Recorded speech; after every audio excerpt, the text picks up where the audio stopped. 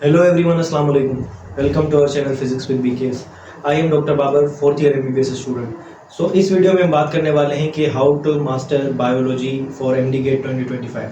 MDGAT 2025 की bio को आप किस तरह से मास्टर कर सकते हैं।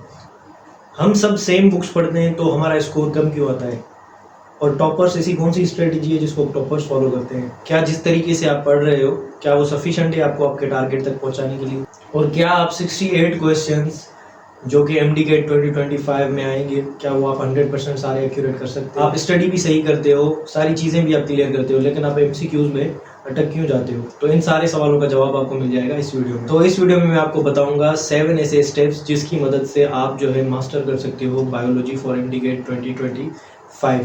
वो सारी टेक्निक्स, टिप्स और स्ट्रेटजीज जो कि आप फॉलो कर सकते हो फॉर योर MDGAT एग्जाम। तो सबसे पहले why biology is the game changer या why biology is most important.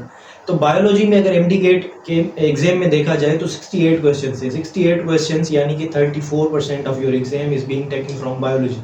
Biology से आपका 34% का पोर्शन जो है क्वेश्चंस का वो बनता है, और 90% जो क्वेश्चंस हैं वो डायरेक्टली आपके टेक्स्ट बुक्स में से आते हैं। Why it is so important, तो that is biology is predictable. Biology में आपको केमिस्ट्री या फिजिक्स की तरह कोई सरप्राइजिंग क्वेश्चन या कोई ऐसा कोई खास किस्म का जो है टिपिकल क्वेश्चन नहीं आ सकता जिसमें कोई अलग से मैकेनिज्म लगा हो या जिसमें कोई अलग से फॉर्मूला लगे। Most of the questions are directly taken from your text book line by line. If you master this subject you are half way towards your dream. अच्छा, तो इस सब्जेक्ट को पढ़ना कैसे। पढ़ने के लिए मैं आपको बताऊंगा एक 3x टेक्निक जिसके 3 फेज हैं, फेज 1, फेज 2, फेज 3।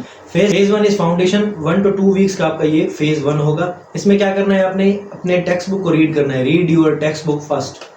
उसमें से आपकी डेफिनेशंस हो गई, क्रेमिंग पॉइंट्स हो गई, डायग्राम हो गए, ये सारी चीज़ें आपको जस्ट रीड कर लेनी है। बुक में जो भी पेज पर या किसी भी टॉपिक में आपके बॉक्सेस बने हुए हैं या इटैलिक वर्ड्स हैं, उन सारी चीज़ों को आपने फोकस करना है और किसी भी एक चीज़ को आपने मिस नहीं करना। This is phase 1। फेज 2 है मास्टरिंग द कॉन्सेप्ट्स। आपको अपने जो कॉन्सेप्ट्स आपने पहले नॉर्मली अपने बुक को पढ़ लिया फेज 1 में, अब आपने जो कॉन्सेप्ट्स पढ़े हैं उनको मास्टर करना है, उनको अच्छे से याद कर लेना है। तो आपने क्या करना है, जो भी टॉपिक आपने पढ़ा उसके एनिमेशंस देखने हैं, उनके जो है इमेजेस देखने हैं HD क्वालिटी में। 3D क्वालिटी के जो मॉडल्स आते हैं ऑनलाइन इंटरनेट पे आपको अवेलेबल मिल जाएंगे, या कुछ के जो है लिंक्स में डिस्क्रिप्शन में दे दूंगा। आप वहाँ से जो है 3D मॉडल्स वगैरह देख के अपने कॉन्सेप्ट्स को मजीद जो है वो इन्हांस कर सकते हैं। अच्छा, इस फेज 2 में आपको एक और चीज़ करनी है कि जो भी आपने चैप्टर पढ़ा उसको आपने एक पेपर पे मिनी नोट्स के फॉर्म में लिख लेना है। इसको हम पेपर कंसाइज टेक्निक भी बोलते हैं, यानी कि एक आपने चैप्टर को पढ़ा उसको आपने सिर्फ और सिर्फ एक पेपर पे लिख लिया जिसमें आपके इंपॉर्टेंट पॉइंट्स आ गए नोट्स के फॉर्म में, बुलेट्स के फॉर्म में, जो कि आप at the time of revision use कर सकते हो। फेज 2 में आपने मजीद अपने क्वेश्चंस की प्रैक्टिस करनी है, जो आपने MCQs उस चैप्टर से रिलेटेड हों। आपने टॉपिक बाय टॉपिक उसको चलना है, और टॉपिक बाय टॉपिक जो है आपने MCQ सॉल्व करने हैं। जैसे कि अगर मैं नर्वस कोऑर्डिनेशन का एग्जांपल दूं तो आपने नर्वस कोऑर्डिनेशन के MCQs अच्छे से सॉल्व करने हैं। नर्व इम्पल्स हो गया या डिफ्यूज्ड नर्वस सिस्टम और कॉम्प्लेक्स नर्वस सिस्टम में क्या डिफरेंस है, तो ये सारी चीज़ें जो है आपने इस फेज 2 में ही सॉल्व करनी है। उसके बाद हमारा फेज 3 है एग्जाम स्टिमुलेशन, यानी कि आप अपने आप को एग्जाम के हिसाब से प्रिपेयर करोगे। जो भी आप क्वेश्चंस की प्रैक्टिस करोगे that will be according to your exam environment. याद रख लें कि study out of your comfort zone. भले आप कंफर्टली स्टडी करें, लेकिन आपका जो एग्जाम होना चाहिए, exam must be out of your comfort zone. आप जिस भी कंफर्ट जोन में बैठे हुए होते हो, आपका AC चल रहा होता है, बाकी जो सराउंडिंग्स में चीज़ें होती हैं वहाँ पे कोई शोर नहीं होता, तो उस एनवायरनमेंट में आप स्टडी करते हो। लेकिन जब आप जाते हो एग्जाम देने, जब आप एग्जाम सेंटर में बैठोगे तो वहाँ पर ना AC होगा, ना कुछ गर्मी इतनी होती है, और उसका जो एनवायरनमेंट अगर आप इम्प्रूवर हो तो आपको ये आइडिया होगा। तो आपने जो एग्जाम अटेम्प्ट करने हैं अपने आप को टाइम बाउंड करके, टाइम का प्रेशर देकर, और वो सारी चीज़ें जो आपको वहाँ फेस करनी है वो अपने आप को आपने उस एग्जाम के अकॉर्डिंग प्रिपेयर कर लेना है। और दूसरी एक इम्पॉर्टेंट चीज़ कि जो MCQs आप प्रिपरेशन के टाइम पे गलत करें उनको नोट डाउन करते जाएं। बेशक आप अपने मोबाइल में कर सकते हो, iPad में कर सकते हो, या नोट्स उसके बना लें, ताकि आपको आइडिया हो कि ये क्वेश्चन इस कॉन्सेप्ट के ऊपर है और ये मैंने क्वेश्चन गलत किया। तो आप अपनी एक क्वेश्चन एरर लॉग आप प्रिपेयर कर सकते हो, जो कि at the time of revision आपको मजीद हेल्प करेगी जब आप उसको रिवाइज करोगे और देखोगे कि आपने कहाँ पे प्रिपरेशन के टाइम पे मिस्टेक्स की हैं। अच्छा, प्रिपरेशन आपकी कितनी होनी चाहिए, कम से कम डेली आपके 100 MCQ सॉल्व होने चाहिए। If you solve 100 MCQs daily, you will be practicing 3000 MCQs at the end of month। यानी कि एक महीने में आप 3000 MCQs की प्रैक्टिस कर चुके होगे बायोलॉजी सेक्शन के अंदर, सिर्फ और सिर्फ।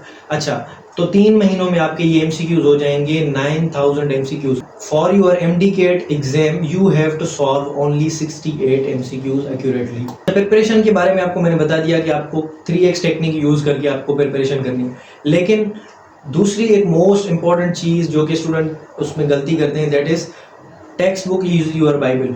Text book is your Bible, यानी कि आपने टेक्स्ट बुक को या रेफरेंस बुक को बिल्कुल ही लाजमी पढ़ना है, सिर्फ और सिर्फ नोट्स पे या लेक्चर्स पे रिलाई नहीं करना। ये सबसे बड़ी मिस्टेक है जो कि स्टूडेंट्स करते हैं। या तो अगर उन्होंने कोई लेक्चर ले लिया है तो समझते हैं कि उनका टॉपिक हो गया, या अगर नोट्स किसी एकेडमी के पढ़ लेते हैं तो समझते हैं कि that is more than enough. लेकिन आपने ये गलती बिल्कुल नहीं करनी।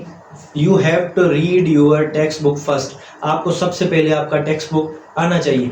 अच्छा, MDGAT के बारे में बातें चल रही है, नेशनल होगा, प्रोविंशियल होगा, तो ये मैं पहले दूसरी वीडियो में बता चुका हूँ कि with your text book carry federal book also.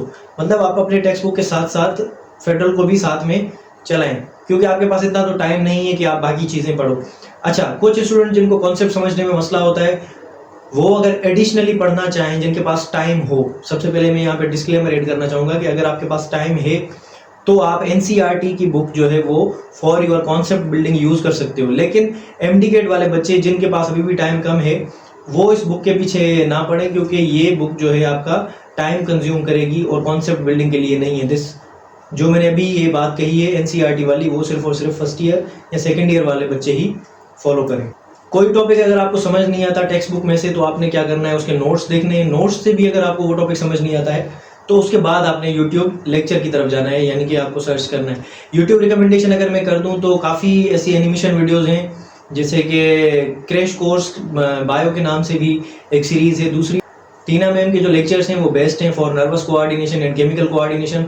Nervous coordination आपका पूरा कंप्लीट हो जाएगा। जिस किसी को भी नर्व इम्पल्स या ऐसे क्वेश्चंस में मसला होता है तो you can easily cover your concepts from there. अच्छा, उसके बाद टेक्स्ट बुक के बाद आपको मैं अभी बताऊंगा एक्सपर्ट टॉपर्स स्ट्रेटेजी, वो स्ट्रेटेजी जो कि मोस्ट ऑफ दी स्टूडेंट्स नहीं करते। तो सबसे पहला स्टेप ये है कि फोकस ऑन फंक्शनल अंडरस्टैंडिंग। सिर्फ और सिर्फ आपको ये याद नहीं करना कि mitochondria is the power house of cell. Functional understanding का मतलब ये है कि why mitochondria is power house of the cell, what happens if mitochondria stops working, what is special in mitochondria that makes it power house of the cell.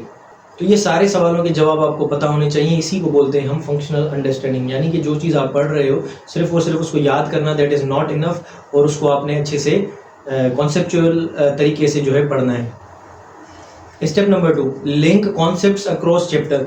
Suppose करो आपने enzyme वाला portion पढ़ लिया, अब आपको अच्छे से पता है कि सिलेबरी अमाइलेज क्या होता है और रिएक्शन किस तरह से होता है, रिएक्टेंट और प्रोडक्ट में कन्वर्ट किस तरह से होते हैं, एक्टिवेशन एनर्जी क्या होती है, ये सारे कॉन्सेप्ट आपने पढ़ लिए और आपको ये भी पता चल गया कि एक रिएक्शन नॉर्मली स्टार्ट नहीं होता, उसको स्टार्ट करने के लिए भी कोई एनर्जी चाहिए होती है। अब आपने ये चीज़ें पढ़ी, एंजाइम्स के बारे में पढ़ा। नाउ अगर आप पढ़ रहे हो डाइजेशन, तो डाइजेशन में ये सारे एंजाइम्स यूज होंगे। सिलेबरी अमाइलेज होगा और उसके साथ साथ पेनक्रियाटिक अमाइलेज होगा, लाइपेज होगा, तो ये सारे एंजाइम्स आपको वहाँ पर मिलेंगे। तो इस तरह से लिंक करने से आपको अच्छे कॉन्सेप्ट्स मिलेंगे। और दूसरा, जैसे कि आपने सेल डिवीजन का चैप्टर पढ़ा, तो सेल डिवीजन को आप लिंक कर सकते हो किसके साथ, डीएनए वाले पोर्शन के साथ, और उसके साथ साथ आपका जो चैप्टर है जेनेटिक्स वाला, इन तीनों चैप्टर्स को आप आपस में लिंक कर सकते हो और उनको कॉन्सेप्ट्स को स्ट्रॉन्ग कर सकते हो। अच्छा, तीसरी मोस्ट इंपॉर्टेंट टिप कौन सी है कि रीड्रॉ द डायग्राम्स। जो बुक में डायग्राम मोस्ट इंपॉर्टेंट है वो आपको ड्रॉ करने हैं। अब आपको मैं ये नहीं बोल रहा कि आप पाब्लो पिकासो बन जाओ और अच्छे से ड्राइंग बनाओ। अगर आप रफ रिप्रेजेंटेशन भी किसी पेज के ऊपर बनाते हो जिसमें ग्लाइकोलाइसिस के स्टेप्स लिखे हुए हैं, जिसमें डार्क रिएक्शन लिखा हुआ है या स्टेप्स लिखे हुए हैं डाइजेशन हो गया, एब्जॉर्प्शन हो गया, असिमिलेशन हो गया, इंजेशन हो गया, ये सारी चीज़ें स्टार्ट से इंजेशन, डाइजेशन, एब्जॉर्प्शन, असिमिलेशन और एक्सक्रीशन, तो that is your rough drawing. और रफ ड्राइंग की मदद से आप जो है अपने कॉन्सेप्ट्स मज़ीद स्ट्रॉन्ग कर सकते हो। ये छोटी छोटी चीज़ें हैं जो कि आपको आपके कॉन्सेप्ट्स को मज़ीद जो है क्रिस्टल क्लियर करती हैं और आप जो है आगे MCQs जो है वो अच्छे तरीके से कर पाते हो। जैसे कि अगर एक क्वेश्चन आ गया इंजेशन, डाइजेशन, अब एब्जॉर्प्शन की जगह पे क्वेश्चन मार्क आ गया असिमिलेशन, और उसके बाद अच्छा असिमिलेशन को काफ़ी स्टूडेंट्स को असिमिलेशन का दूसरा वर्ड नहीं पता होता। असिमिलेशन इज बेसिकली एब्जॉर्प्शन या यूटिलाइजेशन इसको हम बोलते हैं, ठीक है। इस तरह के जो छोटे छोटे वर्ड्स हैं वो एग्जाम में आ जाते हैं। टॉपर्स स्ट्रेटेजी का टिप नंबर 4। टिप नंबर 4 कौन सा है कि अगर आपको कोई टॉपिक नहीं आता या कोई चैप्टर आपको समझ नहीं आता तो आपने क्या करना है, उस चैप्टर को या तो किसी और को या अपने आप को वो सिखाना है। इसको हम बोलते हैं फेनमैन टेक्निक। फेनमैन टेक्निक क्या होती है कि आप जो टॉपिक आपने पढ़ा उसको रफली रिवाइज किया, मतलब अच्छे से पढ़ लिया जितना आपको समझ आया। अब आप क्या करोगे, अपने आप को या किसी और को वो सिखाओगे। जब आप सिखाओगे कहीं एक पॉइंट आएगा जहां पर आप अटक जाओगे।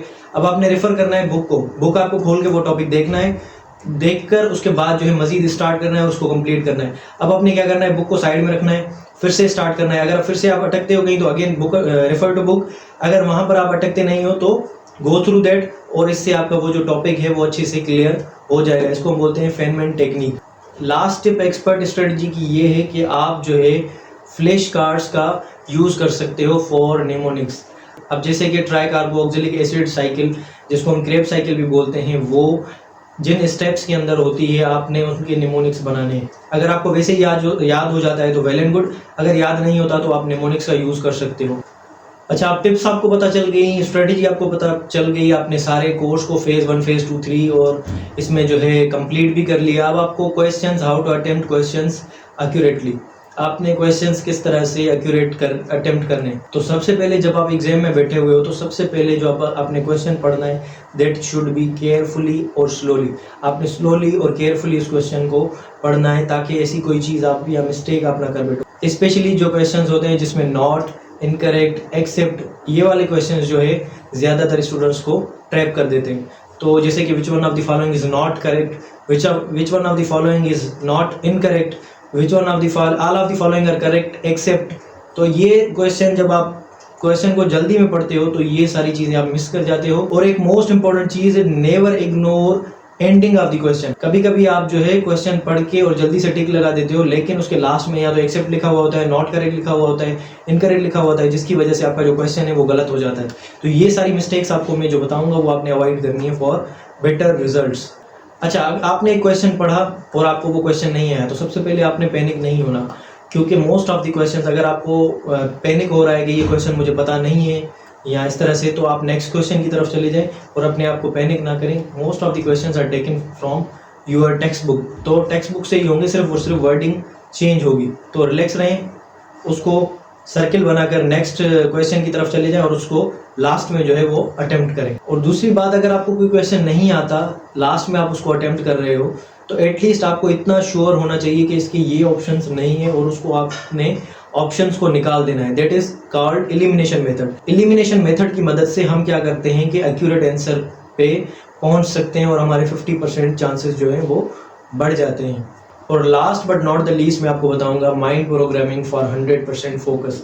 आप अपने फोकस को किस तरह से 100% यूटिलाइज कर सकते हैं ड्यूरिंग योर स्टडीज। तो जब भी आप पढ़ने के लिए बैठो तो सबसे पहले आपने एक्टिवली फीड योर माइंड, अपने माइंड को एक्टिवली फीड करना है। किसके साथ? पॉजिटिविटी के साथ, और दूसरा क्लैरिटी के साथ। पॉजिटिविटी यानी कि ये मैं काम कर सकता हूँ, ये मैं चैप्टर अच्छे से कर सकता हूँ, और उसके साथ साथ क्लैरिटी आपको ये होनी चाहिए कि इतने टाइम के अंदर मुझे ये चैप्टर ख़त्म करना है अगर मुझे MD-GATE 2025 के लिए प्रिपेयर करना है। तो किसी भी चीज़ को डिले मत करो, नेवर प्रोक्रास्टिनेट, कभी भी किसी चीज़ को मत टालो कि ये मैं भी डिले कर दूँ, इसको मैं बाद में करूँगा, इस तरह से ऐसा कभी नहीं करें।